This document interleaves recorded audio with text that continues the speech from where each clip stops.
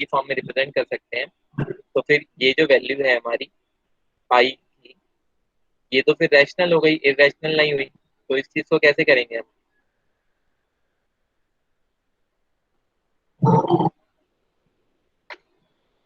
बताओ।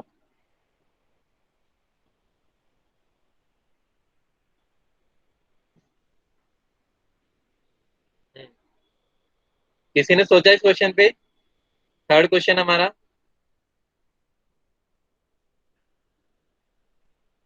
Sir try किया पर हुआ नहीं। अच्छा, ट्राई किया पर हुआ नहीं। चलिए बाकी।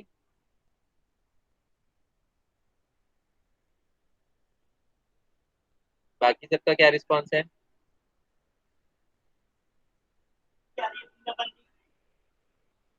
हाँ, सर मैं कल एब्सेंट थी। एब्सेंट थे, चलिए ठीक है। हाँ, समय का और बाकी क्लास है नहीं था।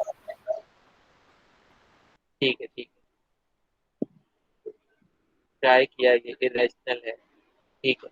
हाँ, तो ये इरेशनल है तो फिर ये कॉन्ट्रडिक्शन नहीं हुआ, जो हमने सोचा था कि ये रैशनल होना चाहिए जिस हिसाब से pi equal C upon D, तो फिर ये कॉन्ट्रडिक्ट कर रहा है इसको। तो इसको कैसे डिफाइन करेंगे इतिका?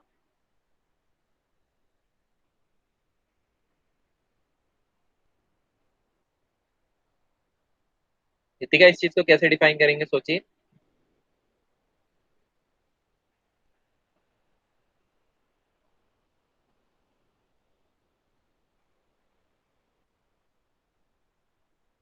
बहुत जनरल सा आंसर है इसका, जब मैं आंसर बताऊंगा तो आप लोग सोचेंगे अरे ये क्यों नहीं सोचा हमने।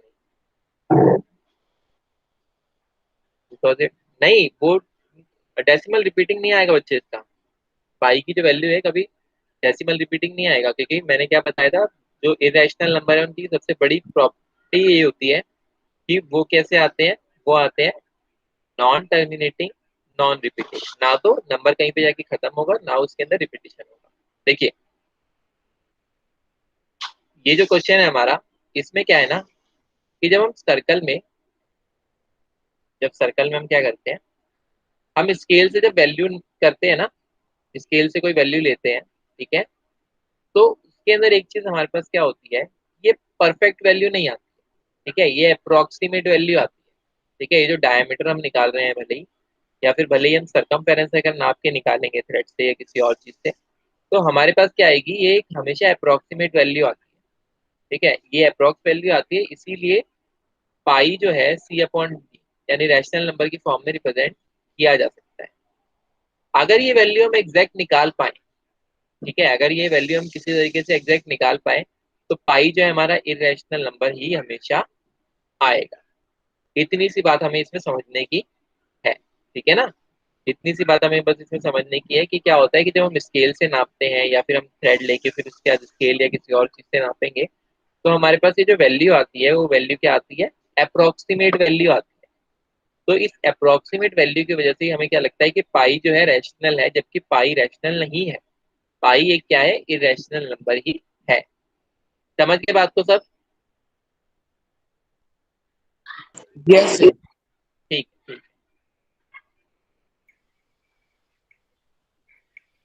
ये क्वेश्चन वैसे तो आपसे पूछा नहीं जाएगा एग्जाम में, अगर इनकेस पूछा भी जाता है तो आप फिर इसमें ये लिख सकते हैं कि जब हम स्केल वगैरह से लेते हैं, मेजर करते हैं, तो हमारे पास क्या आता है, एक अप्रोक्सीमेट वैल्यू है। ठीक है, जबकि जो हमें पाई चाहिए वो क्या आना चाहिए, इरेशनल आएगा, अगर हम क्या ले लें, एक्यूरेट वैल्यू लेते हैं, लेकिन हम एक्यूरेट वैल्यू कभी ले ही नहीं सकते। नेक्स्ट क्वेश्चन है, rationalise the denominators of the following. ये वाला क्वेश्चन मैं आप लोगों को बाद में कराऊंगा। ठीक है, represent root under 9.3 on the number line, ये क्वेश्चन मैं आपको एंड में कराऊंगा। अभी फिलहाल आप फिफ्थ क्वेश्चन करिए, rationalise the denominators of the following. देखिए, रैशनलाइजेशन मैं आप लोगों को पहले ही बता चुका हूँ कि किस तरीके से किया जाता है। जब भी हमारे पास डिवाइड में रूट होगा, तो हम क्या करेंगे, ऊपर नीचे उसी सेम रूट से मल्टीप्लाई कर देंगे और उस नंबर को क्या कर देंगे, हम रैशनलाइज कर देंगे। देखो कैसे होता है ये, फिफ्थ का फर्स्ट वाला। चलिए मैं आपको सेकंड करा देता हूँ, फिर आप फर्स्ट ट्राई करिएगा। 1/√7 माइनस में √6। देखिए, अगर मेरे पास ये डायरेक्टली होता 1/√7, तो मैं क्या करता था, सेम नंबर से ऊपर नीचे मल्टीप्लाई कर देता, मेरा ये सॉल्व हो जाता। ठीक है, सेम नंबर से ऊपर नीचे मल्टीप्लाई कर देता, मेरा ये सॉल्व हो जाता। लेकिन यहाँ पर एक प्रॉब्लम आई कि अगर मैं इसको सेम नंबर से मल्टीप्लाई करूंगा तो मैं इसको सॉल्व नहीं कर पाऊंगा। ठीक है, मैं इसको सॉल्व नहीं कर पाऊंगा। तो मैं दूसरा तरीका लेता हूँ, A plus B, A minus, ये मैं जानता हूँ किसके बराबर होता है, ए स्क्वायर माइनस में बी स्क्वायर। ठीक है, A plus B multiply by A minus B, ये किसके बराबर होता है, A square minus B square. तो मैं यहाँ पर मल्टीप्लाई कर लेता हूँ root under 7 plus root under 6 से। ठीक है, ये जरूरी नहीं है कि ये तरीका मेरा काम आए ही आए, मैं देख रहा हूँ ट्राई करके। ठीक है, लेकिन मुझे लग रहा है कि ये तरीका यहाँ पे काम आ जाएगा। तो देखिए, root under 7 plus root under 6। ठीक है, root under 7 plus root under 6। अब यहाँ पर देखिए, A square minus B square, ये मेरा ए है, ये मेरा बी है, या फिर ये मेरा ए है, ये मेरा बी है, वो एक ही बात है। तो क्या हो जाएगा बच्चे, रूट अंडर 7 का स्क्वायर माइनस में रूट अंडर 6 का स्क्वायर। सबको समझ में आ रहा है यहाँ तक? किसी को कोई डाउट तो नहीं है? ठीक ठीक।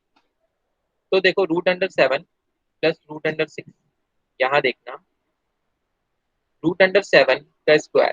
ठीक है, स्क्वायर से स्क्वायर रूट कैंसिल, 7 बचेगा। सेम ऐसे यहाँ पे स्क्वायर से स्क्वायर रूट कैंसिल, 6 बचेगा। तो यहाँ हो जाएगा बच्चे, root under 7 plus root under 6 upon में 1, या फिर अपॉन में 1 है तो हम डायरेक्टली उस नंबर को भी लिख सकते हैं, कोई दिक्कत वाली ऐसी बात नहीं है, root under 7 plus root under 6 भी। ठीक है, समझ में आया ये वाला पार्ट कैसे किया हमने? सर एक बार वापस समझाना। बच्चे कहाँ से समझाना है, बोलो। सर एक बार शुरू से, सर एक बार वापस।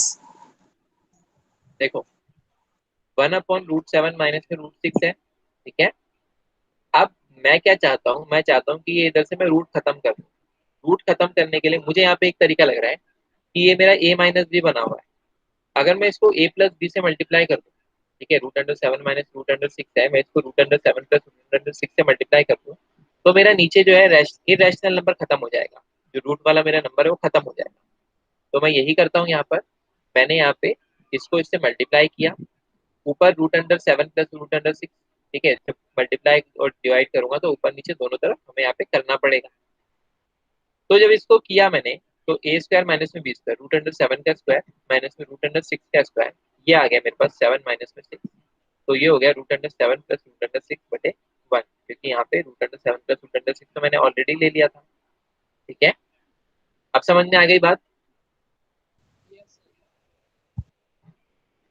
बच्चे अब समझ में आ गया, अब भी कहीं कंफ्यूजन है? यस सर, आगे समझ में। ठीक है, अब आप लोग, जिन लोगों ने ये कर लिया है, ठीक है, जिन लोगों ने नहीं किया वो नोट डाउन करो, जिन लोगों ने कर लिया है वो फर्स्ट और थर्ड क्वेश्चन अभी ट्राई करो मेरे सामने।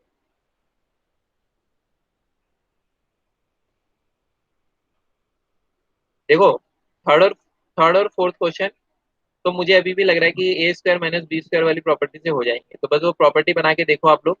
और फर्स्ट क्वेश्चन तो डायरेक्ट ही है, उसके अंदर तो √7 से मल्टीप्लाई डिवाइड करेंगे तो ये क्वेश्चन सॉल्व हो जाएगा। करो एक बार, तीनों ही पार्ट ट्राई करो, फर्स्ट थर्ड और फोर्थ, अभी ट्राई करो।